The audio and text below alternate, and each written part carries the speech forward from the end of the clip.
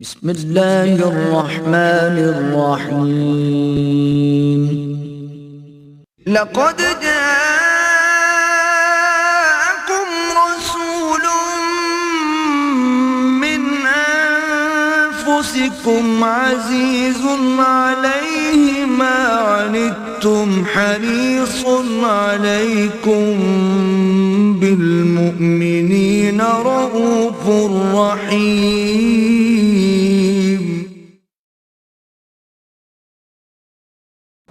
نحمده ونصلي على رسوله الكريم. اما بعد فقد قال الله تبارك وتعالى حاكيا عن سيدنا نوح عليه الصلاة والسلام كما ورد في سورة الأعراف. اعوذ بالله من الشيطان الرجيم. بسم الله الرحمن الرحيم. قال يا قوم ليس بي ضلالة ولكني رسول رب العالمين أبلغكم رسالات ربي وأنصح لكم وأعلم من الله ما لا تعلمون. صدق الله العظيم. وعن أبي رقية تميم بن اوس الداري رضي الله تعالى عنه أن النبي صلى الله عليه وسلم قال الدين والنصيحة. قلنا لمن؟ قال لله ولكتابه ولرسوله ولأئمة المسلمين وعامتهم. رواه مسلم رحمه الله. رب اشرح لي صدري ويسر لي أمري واحلل عقدة من لساني يفقهوا قولي. اللهم ربنا ألهمنا رشدنا وأعذنا من شرور أنفسنا. اللهم أرنا الحق حقا وارزقنا اتباعه وأرنا الباطل باطلا وارزقنا اجتنابه. آمین یا رب العالمین. اربعین نووی کا جو سلسلے وار درس چل رہا تھا ان اجتماعات میں، آج ہم پھر اس کا سلسلہ شروع کر رہے ہیں. 7ویں حدیث ہے جو میں نے ابھی آپ کو پڑھ کر سنائی، اور میری جیسا کہ آپ کو معلوم ہے یہ عادت ہے کہ میں اس حدیث کے مضمون سے مناسبت رکھنے والی کوئی نہ کوئی آیت پہلے تلاوت کرتا ہوں. تو میں نے سورہ اعراف کی آیت تلاوت کی ہے. اس میں اللہ تعالیٰ حضرت نوح علیہ السلام کا ذکر کر رہے ہیں کہ جب انہوں نے اپنی قوم کے سامنے اپنی دعوت رکھی اور اللہ کی طرف بلایا، اللہ کی بندگی کی طرف اور توحید کی طرف، تو ان کی قوم نے کہا کہ اے نوح، ہمیں تو معلوم ہوتا ہے کہ تم پر کوئی دیوانگی طاری ہو گئی ہے، کوئی مخبوط الحواس ہو گئے ہو، تم یہ کیا باتیں تم کر رہے ہو، یہ ہماری سمجھ میں نہیں آتی. اس کا جواب ہے ان آیات میں. قال یا قوم لیس بی ضلالۃ. انہوں نے کہا میری قوم کے لوگوں، مجھے کوئی خبط نہیں لاحق ہوا ہے، میں کوئی دیوانہ نہیں ہوا ہوں، میں کوئی پاگل نہیں ہوا ہوں. ولکنی رسول رب العالمین، بلکہ میں تو تمام جہانوں کے پروردگار کا ایلچی ہوں، پیغام بر. ابلغکم رسالات ربی، اور میں تمہیں اپنے رب کے پیغامات پہنچا رہا ہوں. جو کچھ کہہ رہا ہوں اپنی طرف سے نہیں کہہ رہا، بلکہ ان ہوا الا وحی یوحیٰ، یہ وحی ہے اللہ کی جو میری طرف آئی ہے اور میں تمہیں پہنچا رہا ہوں. وانصح لکم، اور میں تمہارا خیر خواہ ہوں، تمہارے ساتھ وفاداری کا حق ادا کر رہا ہوں، تمہاری خیر خواہی کا حق ادا کر رہا ہوں. وَعَلَمُ مِنَ اللَّهِ مَا لَا تَعْلَمُونَ، اور مجھے اللہ کی طرف سے وہ علم حاصل ہوا جو تم نہیں جانتے. یعنی تم نے اگر میری بات کو رد کر دیا تو جو شامت تمہاری آنے والی ہے وہ مجھے معلوم ہے. تو میں اس سے بچانے کی ہر ممکن کوشش تمہیں کر رہا ہوں کہ کسی طرح تم اپنی روش کو بدلو اور اللہ کی رحمت کو دعوت دو بجائے اس کے عذاب کی. یہ لفظ قرآن مجید میں کئی مرتبہ آیا ہے بہت سے رسولوں کے. حضرت شعیب نے بھی یہ فرمایا جب ان کی قوم برباد ہو گئی، تباہ کر دی گئی، جو انہوں نے رد کیا حضرت شعیب کی دعوت کو، تو انہوں نے بڑے ہی حسرت کے ساتھ کہا کہ اے میری قوم، میں نے تو نصحت لکم، میں نے تو تمہاری وفاداری کا خیر خواہی کا حق ادا کیا تھا، لیکن اب یہ کہ تم ولیکن لا تحبون الناصحین، تمہیں اپنے خیر خواہ پسند ہی نہیں ہے، تم اپنے ان لیڈروں کی پیروی کرتے ہو جو تمہیں گمراہی کی طرف لے کر جاتے ہیں، تو اب یہ تمہارا اپنا چوائس ہے جس کا نتیجہ تم نے بھگت لیا ہے۔ فَكَيْفَ آسَىٰ عَلَىٰ قَوْمِ ظَالِمِينَ، تو میں رنج کروں تو کیسے کروں؟ یہ انتہائی رنج والا جملہ ہے کہ رنج ہو رہا ہے، لیکن یہ کہ رنج میرا جو ہے اب وہ کس بات پر ہے؟ اصل میں تو یہ تمہارے اپنے کرتوت ہیں جن کا نتیجہ تمہارے اوپر وارد ہوا ہے۔ اب یہ جو لفظ نصیحت ہے جو انبیاء کرام علیہ السلام کے ضمن میں قرآن مجید میں بار بار آیا ہے، اسی پر یہ ایک بہت جامع حدیث ہے، یہ جوامع الکلم میں سے ہے۔ میں نے اس سے پہلے بھی آپ کو بتایا ہے کہ حضور نے اپنے اوپر اللہ تعالیٰ کے جو خصوصی انعامات ہیں جب ان کا ذکر کیا ہے تو ان میں سے ایک یہ بھی ہے اوتیت جوامع الکلم، مجھے اللہ تعالیٰ نے نہایت جامع کلمات عطا فرمائے ہیں۔ مراد کیا ہے؟ کم سے کم لفظوں میں بہت بڑی حقیقت بیان کرتے تھے، دریا کو کوزے میں بند کر دینا جسے ہم محاورے میں کہتے ہیں، جامع بات، جوامع الکلم۔ الصوم جنۃ، اب دو لفظ ہیں، روزہ ڈھال ہے، ابھی چونکہ روزوں کا مہینہ گئے زیادہ دیر نہیں ہوئی، یہ نفس کے حملوں سے تمہیں روکنے کے لیے اللہ نے ڈھال دی۔ جس طرح آپ دشمن سے دو بدو مقابلہ ہو رہا ہو تو اس کی تلوار کے وار کو روکتے ہیں اپنی ڈھال کو، تو نفس کے حملوں سے روکنے کے لیے اللہ تعالیٰ نے تمہیں یہ ڈھال دی۔ الصوم جنۃ، اس طرح کے بے شمار کلمات ہیں، بہت عمدہ کلمات، جامع کلمات، انہیں جوامع الکلم کہا جاتا ہے۔ تو ان جوامع الکلم میں سے یہ حدیث بھی ہے، اور اس کے راوی ہیں حضرت تمیم ابن اوس الداری رضی اللہ تعالی عنہ، ان کی کنیت ہے ابو رقیہ، وعن ابی رقیہ تمیم ابن اوس الداری رضی اللہ تعالی عنہ قال، انہوں نے فرمایا ان رسول اللہ صلی اللہ علیہ وسلم قال، کہ فرمایا ہے نبی اکرم صلی اللہ علیہ وسلم نے، الدین والنصیحہ، اب یہ دو الفاظ ہیں۔ دین تو نام ہے نصیحت کا، خلوص کا، اصل میں نصح کا لفظ عربی زبان میں آتا ہے کوئی شے جو صرف اپنی اصلیت پر برقرار ہو اور اس میں کوئی شے جو ہے کوئی امپیورٹی شامل نہ ہو، بالکل صاف شفاف۔ تو اسی طرح انسان کی نیت جب صاف اور شفاف ہوتی ہے اور اس کے اندر کوئی اور شے شامل نہیں ہوتی، مثلاً فرض کیجئے کہ میں آپ کو کسی اچھی بات کی دعوت دے رہا ہوں، یہ کام تو اچھا ہے لیکن ہو سکتا ہے کہ اس میں میں اپنی برتری آپ پر ثابت کر رہا ہوں، تو یہ خالص نہیں رہی بات، اب اس کے اندر ملاوٹ آ گئی ہے۔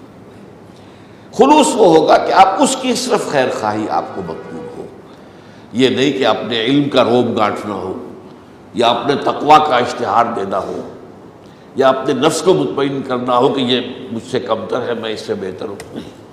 اگر یہ شے شامل ہو گئی تو وہ بات خالص نہیں رہی، یہ دودھ خالص نہیں ہے، جس کے اندر پانی ہی نہیں جوہر کا پانی ملا دیا گیا یا کسی گندی نالی کا پانی ملا دیا گیا۔ تو نصح کہتے اس چیز کو کہ کوئی شے بالکل خالص۔ اب یہ جو ہے ایک ربط اور تعلق کیا ہوگا؟ النصیحہ، دین تو نام ہے اس کا، یہ خلاصہ ہے دین کا۔ یوں سمجھئے کہ دین کی ایک حقیقت ہے، یہ یوں کہیے کہ دین اللہ کا جو ہے ایک حقیقت واحدہ ہے، البتہ اس کو بیان کرنے کے اسلوب جدا جدا ہے۔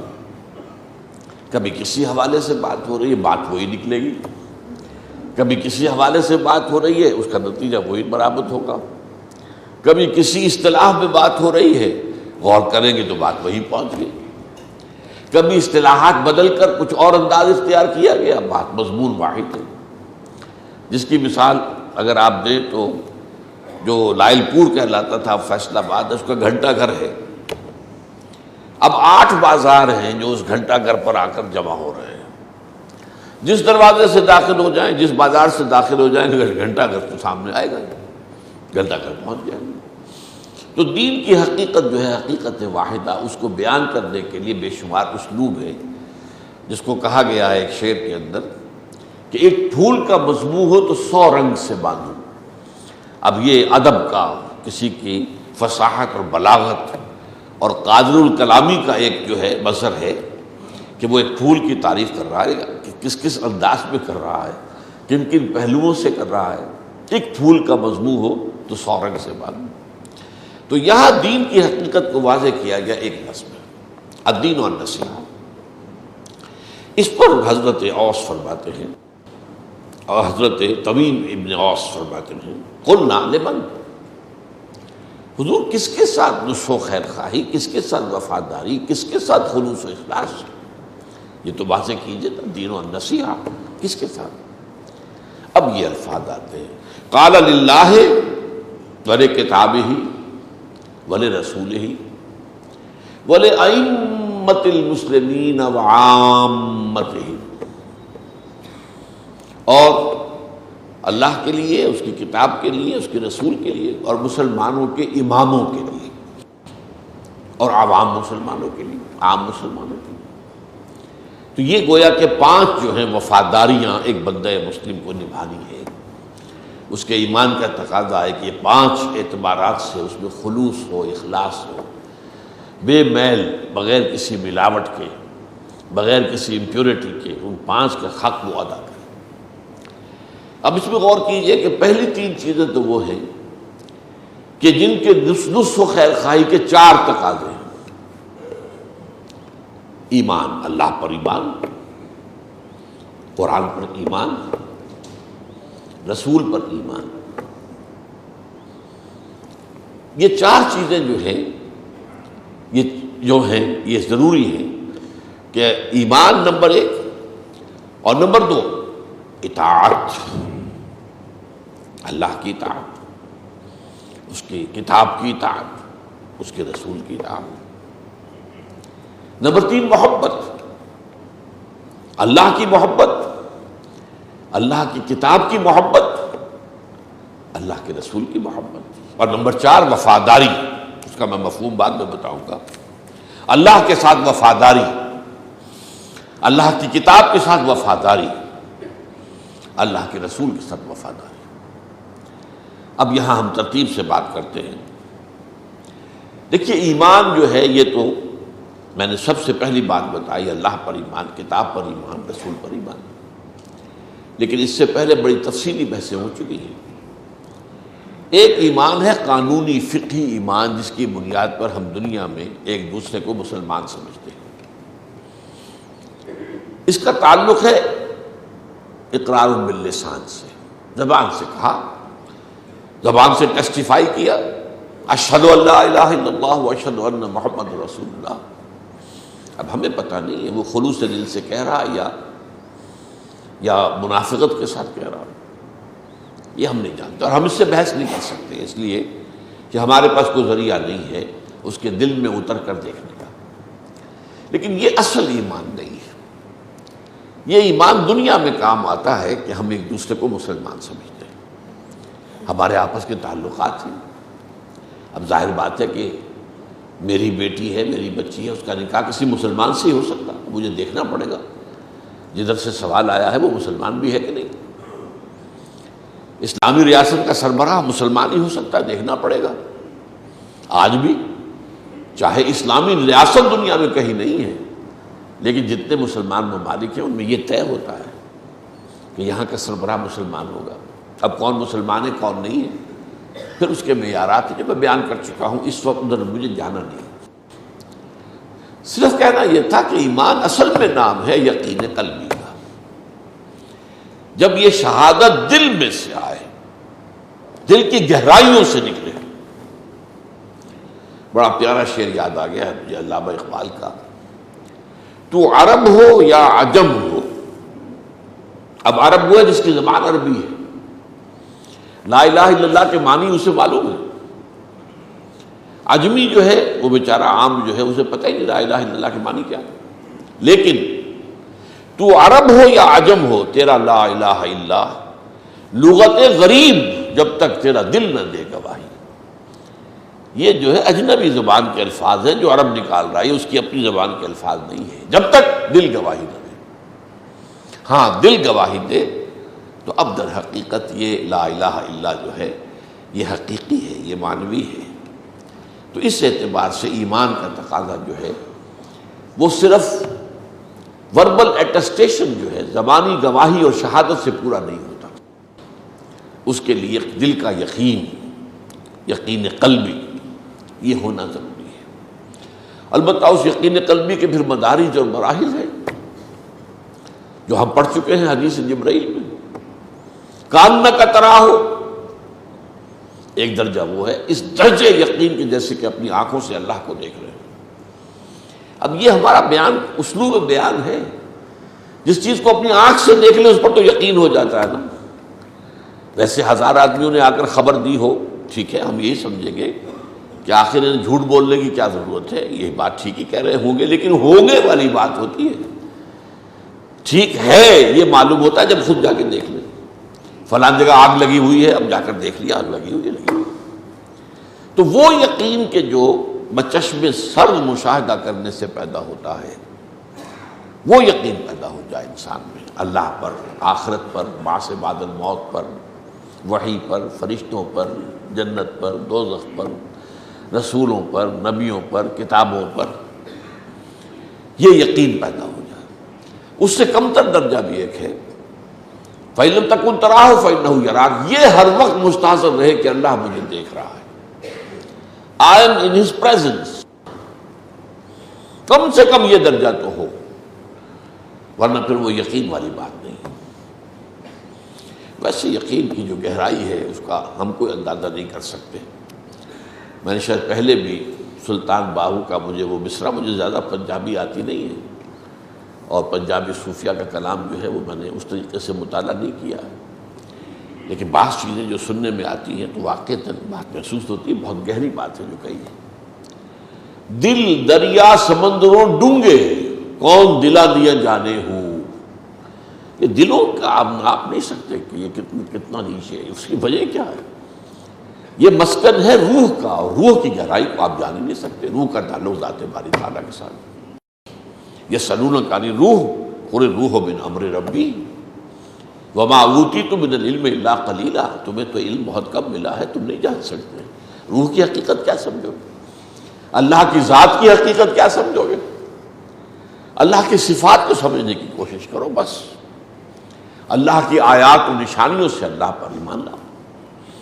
اللہ کی ذات کے بارے میں تو روک دیا گیا، سوچو بھی مت، تمہارے ماورا ہے، تکلیف مالا یطاق ہے، اپنے دماغ کو خواہ آپ ایک ایسی بات میں ڈال دیں جس کی اس کے اندر طاقت ہی نہیں۔ اس حوالے سے ایمان جو ہے اللہ پر، رسول پر اور کتاب پر، وہ یقین والا ایمان مراد ہے۔ اب ظاہر بات ہے یہ جب اس کے بعد آتا ہے تقاضا اطاعت، اللہ کا حکم مانو، رسول کا، کتاب کا، اور تیسرا محبت، صرف اطاعت نہیں۔ صرف اطاعت تو مجبوراً بھی ہوتی ہے، ہم انگریزوں کے مطیع تھے، کیا کریں، غلام تھے، آئے تھے، انہوں نے فتح کر لیا تھا۔ بنی اسرائیل فرعون کے غلام تھے، آل فرعون کے، آل یعقوب کہہ لیجیے نا، چونکہ بنی اسرائیل کون تھے؟ آل یعقوب تھے، یعقوب کی نسل، غلام تھے۔ وہ ہے مجبوری کی، لیکن محبت کے ساتھ اطاعت، اللہ کی اطاعت محبت کے ساتھ، رسول کی اطاعت محبت کے ساتھ۔ اور اس میں بڑا عجیب ہے، یہ اصطلاحات کا معاملہ ہے جس کو سمجھنا چاہیے۔ اللہ کی ذات کے ساتھ اطاعت اور محبت جمع ہو جائے تو اس کا نام ہے عبادت، اور یہ ہمارا مقصد تخلیق ہے۔ وما خلقت الجن والانس الا لیعبدون، اس پر تفصیلی گفتگو میں کر چکا ہوں، یہ درس حدیث سے متصل قبل جو میرے خطبات کہاں ہوئے ہیں ان میں۔ یہ عبادت جو ہے ہمہ تن، ہمہ وقت، ہمہ جہت اطاعت کلی، یہ پارٹ ٹائم نہیں ہے، یہ پارشل نہیں ہے، یہ چوائس پر نہیں ہے۔ ہمہ تن، ہمہ وقت، ہمہ جہت اطاعت کلی انتہائی محبت کے ساتھ، تب وہ عبادت کا حق ادا ہوتا ہے۔ اس میں یہ بحث بھی میں کر چکا ہوں، ہاں اس میں بربنائے طبع بشری، کبھی پاؤں پھسل جائے گا، کبھی غلطی ہو گئی، کبھی غلط ماحول میں رہے، اس کے اثرات جو ہیں پڑ گئے اور کوئی غلط کام آپ سے بھی سرزد ہو گئی، کبھی اندر سے نفس امارہ کا کوئی ابال آیا، طوفان آیا، اور آپ کی خودی جو ہے ہولڈ نہیں کر سکی اپنے آپ کو اور آپ بہہ گئے۔ لیکن اس کے فوراً بعد اس کیفیت سے نکلتے ہی اگر انسان کی طبیعت کے اندر پشیمانی پیدا ہو گئی، یہ میں کیا کر بیٹھا، یہ مجھ سے کیا ہو گیا، یہ مجھ سے غلطی ہو گئی، اور فوراً اللہ کی طرف رجوع کرے اور استغفار کرے، اللہ معاف کر دیتا ہے۔ لاکھوں بار کرو اور معاف، اللہ تعالیٰ کی معافی کا دروازہ کھلا ہے۔ یہ درگاہ ماں درگاہ نومیدی نیست، یہ میری درگاہ جو ہے نا امیدی والی نہیں ہے۔ 100 بار اگر توبہ شکستی باز اگر 100 مرتبہ پہلے توبہ توڑ چکے ہو تو پھر آؤ، پھر توبہ کرو، توبہ کا دروازہ بند نہیں ہوتا۔ معلم یغرغر، جب تک کہ موت کے آثار شروع نہ ہو جائے، اور جس کو ہم کہتے ہیں گھنگرو گلے میں بولنے لگے، اس وقت تک موت کا دروازہ، توبہ کا دروازہ کھلا ہو۔ اگر یہ نہیں کرتے تو ایک گناہ پر بھی اگر آپ نے ڈیرا لگا لیا، جم گئے اسی پر، تو وہ پھر خلود فی النار کے لیے کافی ہے، یہ میں پہلے بیان کر چکا ہوں۔ تو عبادت ہو جاتی ہے۔ اب لفظ دو ہیں، ایک اطاعت محبت اللہ کے لیے ہے تو کیا بنا؟ عبادت۔ رسول کے لیے یہی دونوں چیزیں آتی ہیں تو کیا بنے گا؟ اتباع۔ رسول کی عبادت نہیں ہے اور اللہ کا اتباع ممکن نہیں ہے، یہ دونوں چیزیں نوٹ کر لیجیے۔ اللہ کی اطاعت ممکن ہے، اتباع کسے کہتے ہیں؟ اور اطاعت سے اس کا فرق کیا ہے؟ اطاعت کی جاتی ہے کسی حکم کی، یہ کرو یہ نہ کرو، اور اتباع کیا جاتا ہے یہ دیکھ کر کہ انہیں کیا چیز پسند ہے، انہوں نے کہا تو نہیں ہے مجھ سے، انہیں کیا پسند ہے اور آپ اس کی پیروی کریں۔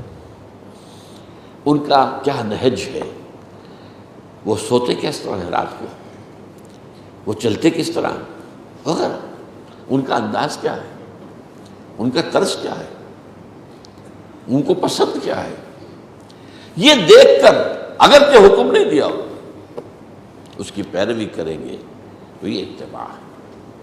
اور اس اتباع کے بارے میں فرمایا گیا سورہ آل عمران میں، قُلْ إِن كُنتُمْ تُحِبُّونَ اللَّهَ فَاتَّبِعُونِي يُحْبِبْكُمُ اللَّهُ۔ اے نبی ان سے کہہ دیجئے اگر تم اللہ سے محبت کرتے ہو تو میری پیروی کرو، اتباع کرو میرا، اللہ تم سے محبت کرنے لگے گا۔ اگلی آیت میں اطاعت کا لفظ آیا، اطیعوا اللہ واطیعوا الرسول، اور اگر یہ نہیں کرتے تو کفر ہے، اطاعت نہیں ہے تو کفر ہے، چاہے وہ کفر معنوی ہے، آپ نے لائن کراس نہیں کی ہے، اسلام سے نکل کر کفر میں نہیں گئے ہیں، لیکن وہ فعل اصلاً کفر ہو گیا۔ من ترک الصلاۃ متعمدا فقد کفر، جس نے نماز جان بوجھ کر چھوڑ دی اس نے کفر کیا۔ یہ فعل کافرانہ ہے، اس میں کفر ہے، وہ مضمر ہے کفر، البتہ آپ اسے کافر نہیں کہیں گے جب تک کہ وہ لائن کراس نہ کرے، اس کے لیے لائن کھینچی ہوئی ہے۔ تو اللہ کے لیے اطاعت جمع محبت عبادت بن گئی، اور رسول کے لیے اطاعت جمع محبت اتباع بن گیا۔ ایک بات اور نوٹ کیجئے، جب ایمان کا ذکر آئے گا، اطاعت کا ذکر آئے گا، تو اللہ کے فوراً بعد رسول ہوگا۔ یہاں ہم دیکھ رہے ہیں کہ اللہ کے بعد کتاب پہلے پھر رسول۔ یہ ترتیب بھی بلا حکمت نہیں ہوتی، اس میں حکمت ہے۔ ایمان اللہ اور رسول، آمنوا باللہ و رسولہ، اطیعوا اللہ و رسولہ، یہاں کتاب آ گئی ہے، اس کی وجہ کیا ہے؟ کتاب کی اطاعت اللہ کی اطاعت کے اندر آ گئی، لہذا اس کو وہاں پر دہرانے کی ضرورت ہی نہیں۔ کتاب کی اطاعت اللہ کی اطاعت، اللہ کا کلام، اس حوالے سے گویا کہ وہاں پر اس کی ضرورت نہیں ہے۔ لیکن یہاں اس کی ضرورت ہے، وہ میں بھی آپ کو بتا دوں۔ اچھا، اللہ اس کے رسول اور کتاب کے ساتھ وفاداری کا تقاضا کیا ہے؟ میں نے گنوائی تھی نا 4 چیزیں: ایمان، اطاعت، محبت اور وفاداری۔ وفاداری کیا ہے؟ وفاداری یہ ہے کہ آپ نے خود تو اللہ کے احکام پر عمل کیا، اطاعت کا تقاضا پورا ہو گیا، اللہ کے خلاف بغاوت ہے، اس کو فروغ کرنے کے لیے آپ میدان میں نہیں آئے، تو وفاداری کہاں رہی؟ غداروں کی قیادت، حکومت تسلیم کی تم نے، وفاداری کہاں رہی؟ جو غدار کا ساتھی ہے غدار ہے۔ یہ بش نے جو الفاظ کہے تھے، you are with us or against us, there is no grey area in between, یا ہمارے ساتھ ہو یا ہمارے دشمن ہو، درمیانی کوئی شے نہیں ہے۔ اگر ہمارا ساتھ نہیں دو گے افغانستان میں تو پھر ہماری دشمنی کے لیے تیار ہو جائے۔ It was a big challenge. ہمارا کمانڈو پریزیڈنٹ جو ہے وہ کانپ گیا، اسی کہ اللہ پر تو یقین ہے نہیں، نہ اللہ کے ساتھ وفاداری ہے۔ جب ہم اللہ کے ساتھ وفادار نہیں، اللہ ہماری مدد کیوں کرے گا؟ وہ تو فرماتا ان تنصروا اللہ ینصرکم، اگر تم اللہ کی مدد کرو گے تو اللہ تمہاری مدد کرے گا۔ یہ نہیں کہ تم نے تو رخ پھیرا ہوا کسی اور کی طرف، اس کے دشمنوں کے ساتھ دوستی ہے تمہاری، اور اللہ تمہاری چاکری میں لگا رہے گا، معاذ اللہ۔ تو جب اللہ پر بھروسہ نہیں تو مجھ سے تو ڈرنا ہی ڈرنا ہے اس اعتبار سے۔ لیکن یہی بات مجھے حال ہی میں معلوم ہوئی ہے کہ اصل میں یہ بش کے الفاظ نہیں ہے، یہ حضرت مسیح کے الفاظ ہیں۔ He who is not with me is against me، یہ بائبل کے الفاظ ہیں، یہ مجھے پہلے معلوم نہیں تھا، لیکن بات صحیح ہے۔ تو اللہ کا معاملہ بھی کیا ہے؟ یا میرے ساتھ ہو یا میرے خلاف، درمیان میں کوئی بات نہیں ہے۔ اگر میرے وفادار ہو تو پھر میرے باغیوں کے خلاف تمہارا اعلان جنگ ہونا چاہیے۔ تعاون کیسا؟ چاکری کیسی؟ ان کو تقویت دینا چاہیے، مانی دارت،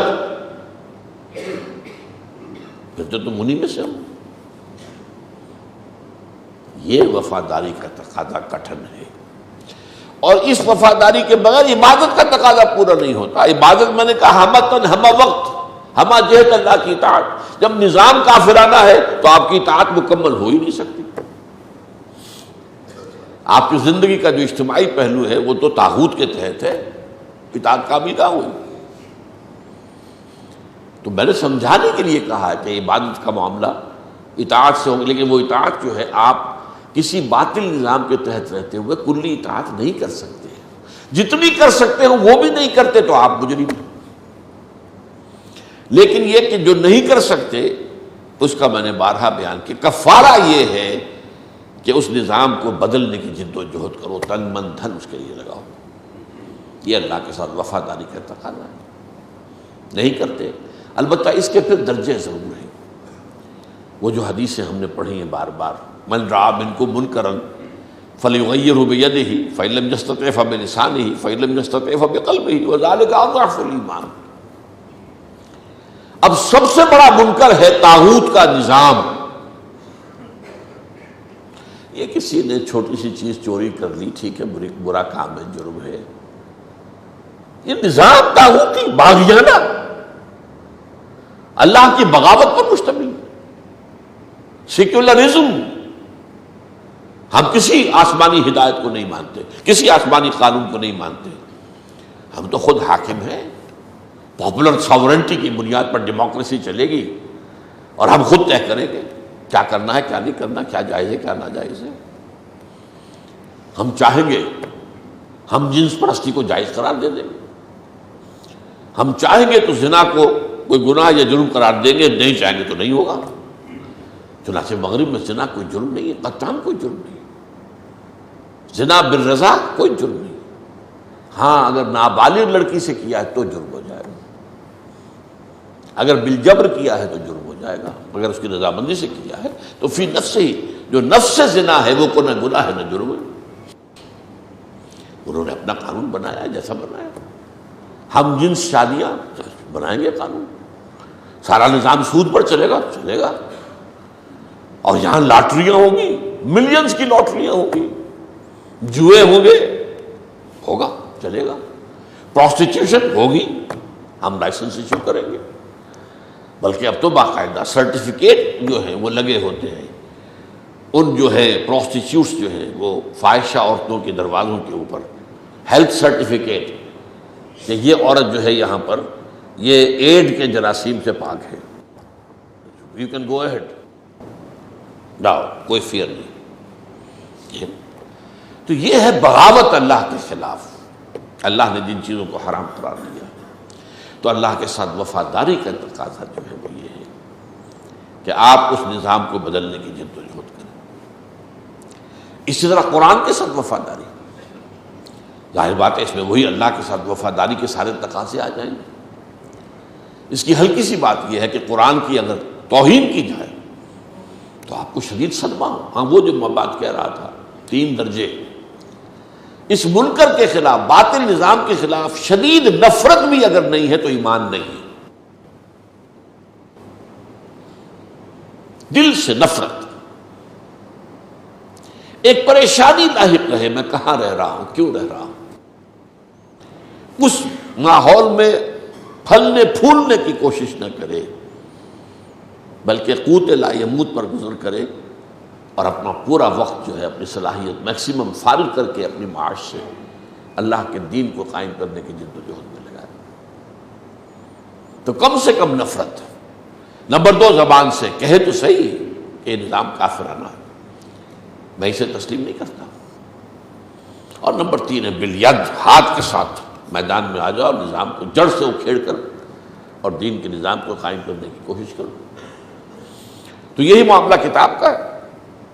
لیکن کتاب اللہ کے بارے میں ایک ہلکی سی بات جو آتی ہے وہ کیا ہے، اور وہ ہمارے ہاں ہے، قرآن مجید کی اگر بے حرمتی ہو تو تڑپ اٹھنا، یہ حمیت جو ہے، اگرچہ یہ جذباتی معاملہ ہے ہمارا۔ ایک قرآن مجید کی بے حرمتی پر ایک دفعہ جو بڑی مہم چلی تھی ہمارے ہاں، احتجاجی مہم، تو ایک جلسہ ہوا تھا، بڑا جلسہ تھا مسجد الشہداء کا، آس پاس کی ساری سڑکیں پر۔ تو وہاں میں نے یہ کہا تھا کہ ہم مسلمانوں کا رویہ کیا ہے، ہم کہتے ہیں قرآن کو ہم ذبح کریں گے، تم کیوں کرتے ہو؟ قرآن کے احکام کو ہم توڑیں گے نا، اصل بے حرمتی تو ہم کر رہے ہیں۔ ما آمن بالقرآن من استحل محارمہ، لیکن جذبات کا معاملہ ہے۔ حضور کی توہین ہو جائے تو ایک طوفان اٹھ جائے گا، توہین تو میں بھی کر رہا ہوں، آپ بھی کر رہے ہیں۔ حضور کی سنت کا اتباع نہیں کر رہے تو توہین کرنے کے نہیں کر رہے، حضور کے احکام کو اپنے پاؤں تلے روند رہے تو توہین کرنے کے نہیں کر رہے۔ لیکن کسی نے توہین کر دی تو اب ہمارا خون کھول اٹھتا ہے۔ میں بھی اچھی بات ہے، وہ اتنی حمیت تو ہونی چاہیے، لیکن یہ معاملہ جذباتی صرف ہے۔ اصل جو ہے سمجھنا چاہیے کہ اللہ کے ساتھ وفاداری اور اللہ کی کتاب اور رسول کے ساتھ وفاداری کے تقاضے کیا ہیں، رسول کے ساتھ وفاداری کا تقاضا کیا ہوگا۔ 2 چیزیں بیان کر چکا، اطاعت اور محبت۔ تیسری بات کیا ہوگی، رسول کے مشن میں ان کی مدد۔ قرآن کے ساتھ وفاداری کے ضمن میں میرا کتابچہ آج سے ٹھیک 50 برس پہلے جو 2 تقریریں میں نے کی تھی مسجد خضرا سمن آباد میں، مسلمانوں پر قرآن مجید کے حقوق، وہ کتابچہ ہے، الحمدللہ لاکھوں کی تعداد میں چھپا ہے۔ اس کے ترجمے جو ہے لوگوں نے خود کر کر کے لاکم دیے ہیں، یعنی ہم ترجمہ کرانا پڑتا ہے تو پیسے دینے پڑتے ہیں۔ یہاں یہ ہے کہ ایک صاحب نے عربی میں ترجمہ کیا، ایک صاحب نے فارسی میں کیا، ہیڈ آف دی ڈپارٹمنٹ تھے یہاں کی یونیورسٹی کے، میں ان سے واقف بھی نہیں تھا، لے آئے، میں نے یہ اس کا ترجمہ کیا فارسی میں۔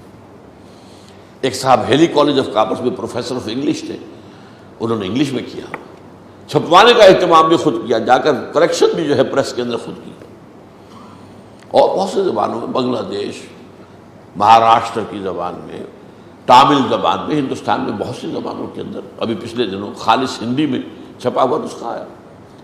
تو 5 حقوق اگر آپ ادا کرتے ہیں تو آپ قرآن کے ساتھ وفادار ہیں، ورنہ نہیں۔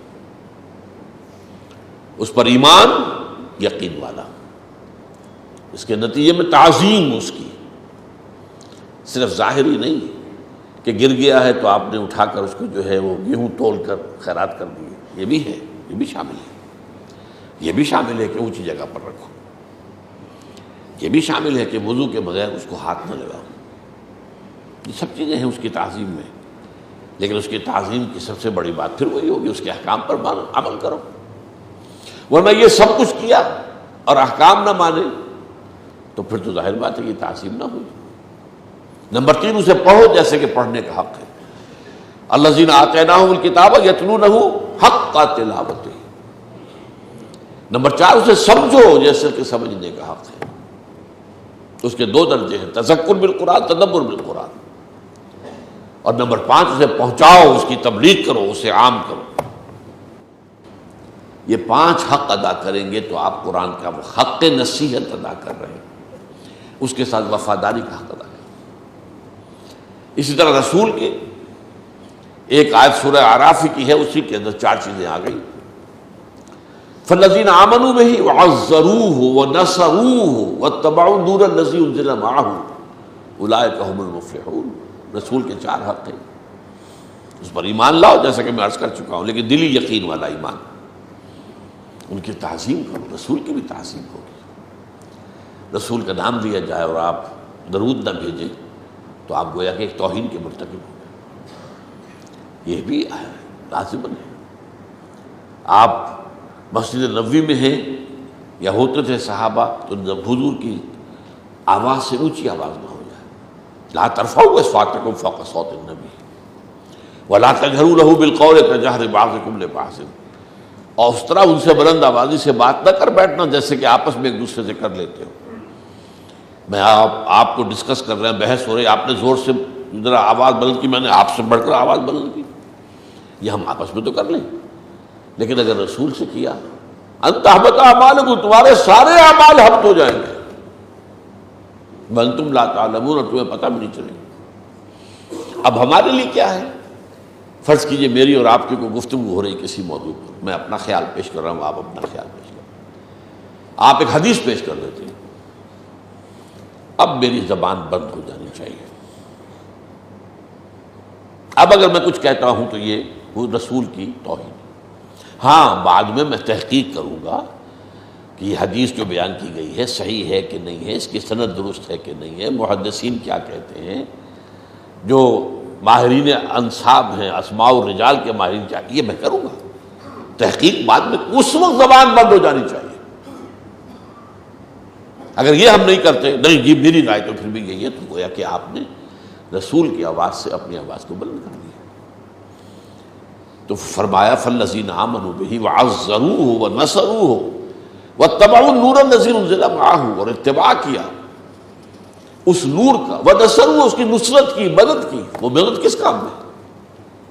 ذرا غور کیجئے، حضور انتہائی غیور انسان تھے، آپ نے کبھی کسی سے سوال نہیں کیا۔ میرے تو آنکھوں میں ہمیشہ آنسو آ جاتے ہیں جب میں وہ واقعہ بیان کرتا ہوں کہ جب ہجرت کا حکم تو آ گیا تھا لیکن حضور کو ابھی ایکسپریس پرمیشن نہیں آئی تھی، اور رسول نہیں ہل سکتا اپنی جگہ سے جب تک کہ ایکسپریس پرمیشن نہ آ جائے that you can go۔ حضرت یونس سے غلطی ہوئی تھی، اسی لیے ان کو سزا ہوئی، پکڑ ہوئی۔ تو حضرت ابوبکر نے اپنے طور پر 2 اونٹنیاں خوب کھلا پلا کے تیار کی ہوئی ہیں، فرما ہوئی ہیں، تاکہ راستے میں انہیں غذا کی ضرورت ہی پیش نہ آئے، ان کے جسم کے اندر انرجی سٹور ہو، اور اونٹ میں ہوتا ہے یہ۔ اب ایک دن اچانک دوپہر کے وقت حضور اپنا چہرہ مبارک جو ہے لپیٹے ہوئے اپنے عمامے میں اور آئے، تو دور سے دیکھا گھر والوں نے حضور آ رہے ہیں، حیرانی ہوئی کہ یہ وقت تو آنے کا نہیں ہے عام طور پر عرب میں، ظہر عصر کے درمیان کسی کو وزٹ کرنا یہ وہاں کے آداب کے خلاف ہے، یہ قیلولے کا وقت ہے، بازار بھی بند ہو جاتے ہیں۔ خیر حضور تشریف لائے، فرمایا کہ ابوبکر اجازت آ گئی ہے۔ اب بہت خوشی میں سمجھتے تھے کہ اب مجھے حضور شاباش دیں گے۔ حضرت ابوبکر نے عرض کیا کہ حضور میں نے دو اونٹیاں تیار کر رکھی ہیں، آپ نے توقف ذرا سا کیا، اچھا ٹھیک ہے میں ایک استعمال کروں گا لیکن قیمت ادا کروں گا. حضرت ابوبکر رو پڑے کہ حضور میرے ساتھ یہ مغایرت. اپنا سارا اثاثہ حضور پر لٹا دیا تھا، جو بچا کھچا تھا وہ ساتھ لے گئے، گھر میں ایک پیسہ نہیں چھوڑا. حالانکہ پیچھے بیٹیاں تھیں، بیوی تھی، باپ تھا بوڑھا اندھا، ابو قحافہ، کچھ نہیں چھوڑا. ایک اشارہ کیا حضور نے حضرت عائشہ کی کہ مجھ سے شادی کر دو. تو ایک جملہ کہا وہ تو آپ کی بھتیجی ہے، یعنی میں آپ کا بھائی ہوں، دینی بھائی. فرمایا یہ دینی اخوت اور ہے، وہ قانونی و شرعی اخوت کا معاملہ علیحدہ ہے. حاضر 6 سال کی عمر تھی، وداعی بعد میں ہوئی ہے لیکن نکاح تو ہو گیا نا 6 سال کی عمر میں، وداعی 9 سال کی عمر میں ہوئی. تو بہرحال حضور بہت غیور تھے، اپنی ذاتی کسی بات کے لیے آپ نے کبھی کسی سے کوئی سوال نہیں کیا. سوال اگر تھا تو یہ تھا کہ اللہ نے میرے ذمے بہت بڑا بوجھ ڈالا ہے کہ میں اس کے دین کو غالب کروں، آؤ میرا ساتھ دو. اس کے لیے آپ سائل بن کر گئے، در در گئے، لوگوں سے جا کر ملے ہیں، سرداروں سے جا کر ملے ہیں، قبیلوں کے جو ہیں سردھرے لوگ تھے ان سے جا کر ملے، میرا ساتھ دو. تو وَنَصَرُوهُ وَاتَّبَعُوا النُّورَ الَّذِي أُنزِلَ مَعَهُ. اور چوتھی بات یہ کہ جو نور نازل کیا گیا آپ کے ساتھ یعنی قرآن، اس کی پیروی کریں. اولئک هم المفلحون، وہی ہوں گے فلاح پانے والے. اللہم ربنا اجعلنا منهم، اللہم ربنا اجعلنا منهم، اللہم ربنا اجعلنا منهم. اقول قولی ھذا واستغفر اللہ لی ولکم ولسائر المسلمین والمسلمات.